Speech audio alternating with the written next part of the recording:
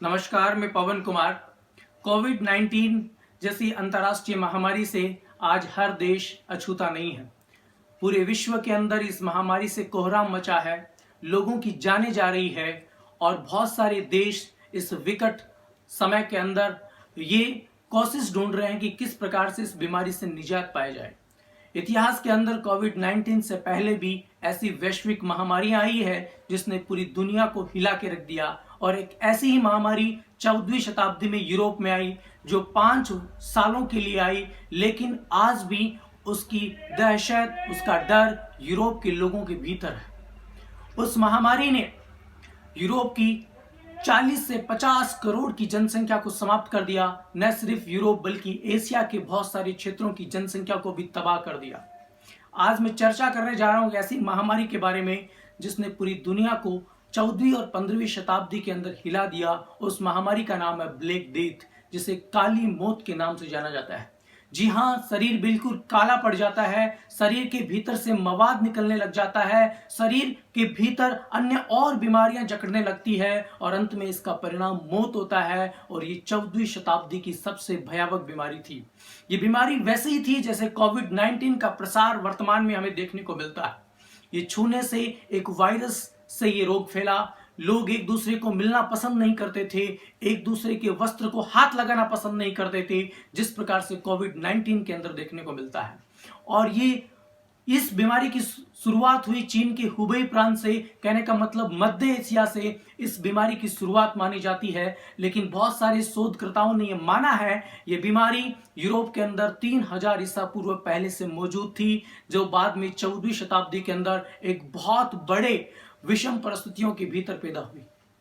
लेकिन कहते हैं कि चीन के हुबेई प्रांत से 14वीं शताब्दी में बीमारी व्यापारिक जहाजों के माध्यम से भूमध्य सागर के सिसिली बंदरगाह पे पहुंची और धीरे धीरे इसका प्रसार यूरोप महाद्वीप में बढ़ा। यूरोप के साथ साथ उत्तरी अफ्रीका के ट्यूनीशिया के क्षेत्रों में भी इसका प्रभाव देखने पड़ा। धीरे धीरे इसका प्रसार पश्चिमी एशिया में देखने को मिला और लाखों की संख्या में लोगों ने अपनी जान गंवाई। ऐसी स्थिति में ब्लैक डेथ अपने आप में भयंकर महामारी थी। अक्टूबर 1347 में यह महामारी स्टार्ट हुई और 1351 में इसका प्रभाव कम होने लगा और इस 5 वर्षों के भीतर पूरा का पूरा यूरोप तबाह हो गया। चारों तरफ से समाज का हर क्षेत्र, चाहे वो आर्थिक पहलू हो, सामाजिक, सांस्कृतिक और धार्मिक, तमाम पहलुओं को इस महामारी ने प्रभावित किया। और इस महामारी के विषय में आज हम चर्चा कर रहे हैं। और सबसे पहले समझना है कि ये ब्लैक डेथ फैली कैसे। तो सिल्क रूट के माध्यम से, यानी कहने का मतलब रेशम मार्ग के माध्यम से इस महामारी का चूहों और गिलहरियों के माध्यम से इसका आकार या इसका माध्यम या प्रवेश यूरोपीय महाद्वीप में हुआ। दूसरी बात, इस ब्लैक डेथ को समझना है कि आखिरकार इसका नाम कैसे पड़ा। तो यर्सिना पेस्टिस नामक बेसिलस नामक वायरस के कारण इसका नाम ब्लैक डेथ है। और ये यर्सिना पेस्टिस एक वायरस है जिसी के आधार पर ये ब्लैक डेथ फैला। इसके अलावा उस समय के लोगों ने इसके इलाज के संभव के बारे में, उस समय 14वीं शताब्दी का समाज है, लोग वे साइंटिफिक टेम्पर नहीं रखते हैं, मेडिकल साइंस का इतना विस्तार नहीं हुआ था, लोग अंधविश्वास से भरपूर थे, लबरेज थे। और ऐसी स्थिति में लोगों ने अंधविश्वास के तले इस महामारी के वायरस को खोजने में ज्यादा दिलचस्पी नहीं दिखाई और साइंटिफिक टेम्पर के अभाव के कारण लोगों ने सिर्फ बोला कि यह ईश्वर की सजा है। इस संदर्भ में इस महामारी के विषय में कोई बात नहीं हुई। लेकिन फिर भी समकालीन विश्व में, समकालीन यूरोप में बहुत सारे डॉक्टर्स ने, बहुत सारे दवा मरीज देने वाले व्यक्तियों ने लोगों से मिलना बंद कर दिया, लोगों के घरों में जाने से मना कर दिया। और ये यहाँ तक कि एक ही छत के नीचे माँ बाप, भाई बहन और मियाँ बीबी भी एक दूसरे को देखना पसंद नहीं करते थे। इतना आतंक इस ब्लैक डेथ ने बचाया। और कह सकते हैं कि 2/3 आबादी लंदन की समाप्त हो गई और बहुत सारे क्षेत्रों में शहर के शहर तबाह हो गए। शहरी क्षेत्रों के अंदर विशेष प्रकार से बहुत ज्यादा विशेष आर्थिक समस्याएं देखने को मिली।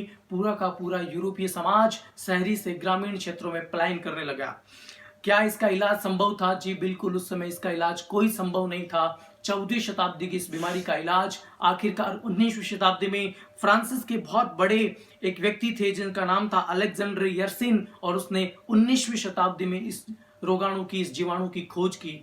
14वीं शताब्दी की बीमारी 19वीं शताब्दी में खोज की गई और बहुत सारे लोग बोले ये प्लेग नामक बीमारी, ये ब्लैक डेथ नामक बीमारी, ये भगवान ने हम लोगों को भेजी है, क्योंकि हम लोगों ने पाप और बहुत प्रकार की गतिविधियां वो स्टार्ट की है जो भगवान हमें माफ नहीं कर सकते। और ऐसी स्थिति के अंदर बहुत सारे लोगों ने उस समय अफवाह डाली कि बहुत सारे ईसाइयों ने ये मन में भ्रांति पैदा कर दी कि सब काम यहूदियों ने किया है और यहूदियों ने बहुत सारे जलाशय क्षेत्रों में विषाक्त यानी जहर मिला दिया, जिसके कारण लोगों की मौत हुई है। उस समय सोशल साइड नहीं थी, लेकिन एक ही अफवाह के सारे बहुत सारे ईसाइयों ने यहूदियों की हत्या कर दी। बहुत सारे क्षेत्रों के अंदर यहूदियों को कत्लेआम मारा गया। ये बताती है कि महामारी के बीच अफवाह किस प्रकार से एक नया रूप ले सकती है। ये ईसाई और यहूदियों का संघर्ष हमें 14वीं शताब्दी में देखने को मिलता है। क्या ये खत्म हो गई? जी बिल्कुल नहीं। ये महामारी आज भी है। वर्ल्ड हेल्थ ऑर्गेनाइजेशन WHO के अनुसार कहा जाता है कि आज भी 1000 से 3000 केस प्रत्येक वर्ष इस महामारी के आते हैं, जिससे संबंधित में कोई जरा बड़ी वैक्सीन नहीं है। इसका मतलब महामारियां आती रहती है और उसके रोकथाम के लिए जब तक पूरा विश्व समुदाय मिलकर एकजुट होकर काम नहीं करता, तब तक विश्व समुदाय को इसका फायदा नहीं मिल सकता।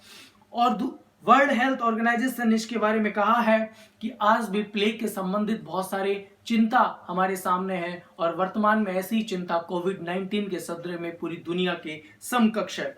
आपको मैं बताना चाहता हूं कि ये बीमारी कहते हैं कि सबसे पहले एशिया के अंदर 2000 साल पहले आई, लेकिन इसके शोध प्रमाण के अनुसार कहा जाता है यूरोप में 3000 ईसा पूर्व से पहले इस बीमारी के जो चिन्ह है या उसके लक्षण है मौजूद है। इस बीमारी के भीतर क्या होता है, शरीर के भीतर बहुत ज्यादा मवाद पड़ जाता है, शरीर के भीतर रक्त निकलने लगता है, शरीर काला पड़ जाता है और उसके साथ ही कुछ अन्य महामारियां या अन्य बीमारियां जैसे फीवर, दर्द जैसी बीमारियां शरीर के भीतर प्रवेश करती है और व्यक्ति का अंतिम परिणाम मृत्यु होता है।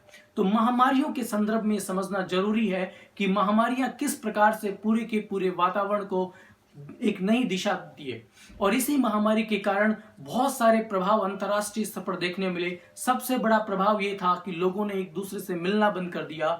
इस समय मुद्रास्फीति कहने का मतलब वस्तुओं की जो दरें थी, जो मूल्य थे, वो 300% से अधिक चले गए। उसी समय यूरोप के अंदर दास प्रथा थी और इस प्रथा के कारण पहली बार दासों के बीच में एक विशेष प्रकार का उदारवादी व्यवहार हम देखने को मिलता है। दास व्यवस्था के अंदर दासों को स्वतंत्र मुक्ति मिली, ये भी एक इसका सकारात्मक प्रभाव था। इसके अतिरिक्त आप देख सकते हैं कि किसानों के संदर्भ में उनको एक नई दिशा मिली और इसके साथ ही साथ पूरी अंतर्राष्ट्रीय दुनिया के अंदर आयात और निर्यात के बहुत सारी चीजों पर रोक लगा दी गई। और इसके अलावा और ईसाई और यहूदियों के बीच में एक छोटी सी अफवाहों के कारण इस प्रकार की भ्रांतियां फैली और बहुत सारे लोगों ने इसको कत्लेआम करना स्टार्ट कर दिया। इसके अलावा चीन के अंदर आज भी ये समस्याएं हमें देखने को मिलती है और अंतर्राष्ट्रीय राजनीति में आज भी हम लोग इस प्रकार के दाव एक दूसरे पर आरोप प्रत्यारोप लगाते हैं कि इस प्रकार की आबादी के कारण ऐसा हुआ क्या।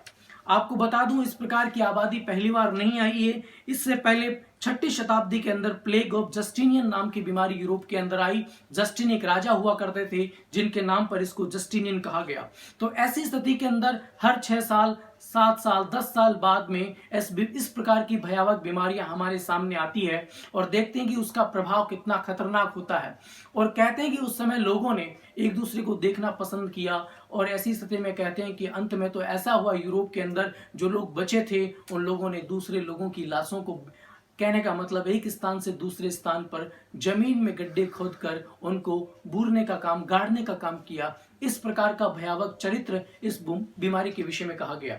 तो ये थी हमारी ब्लैक डेथ के विषय के अंदर जानकारी, जिसको काली मौत के नाम से जाना जाता है और इसके बहुत सारे प्रभाव हमें अंतर्राष्ट्रीय जगत पर देखने को मिले। और ऐसी स्थिति में एक और बीमारी जो 20वीं शताब्दी के 21वीं शताब्दी में मिली है उसका नाम है कोविड-19। और इसी के एवज में किसी व्यक्ति ने सही कहा है, बेवजह घर से निकलने की जरूरत क्या है, मौत से आंख मिलाने की जरूरत क्या है, सबको मालूम है वहां की हवा है कातिल, यूं ही कातिल से उलझने की जरूरत क्या है। तो धन्यवाद, जय हिंद।